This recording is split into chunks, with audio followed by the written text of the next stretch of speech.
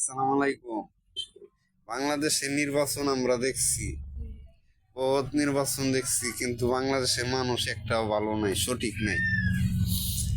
এখন বর্তমানে যারা ইট খোলায় আছে, ভোট দিতে পারবো না, তাদের কি অধিকার নাই?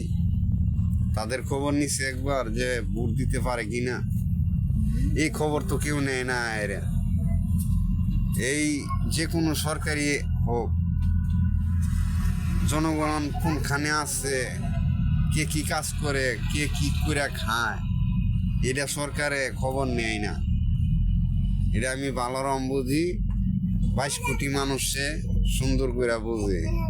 তাইলে মনে করবেন, তাইলে এই যে আপনারা যে আপনাদের জন্য আমরা ভোট দিতে পারলাম না, নাগরিক হয়ে তে এই অন্যায় কে মান্য নিব? কে মান্য নেয় যে সাধারণ জনগণের ভোট কাজে লাগে না? এটাই বললাম। আসসালামু আলাইকুম সকলকে।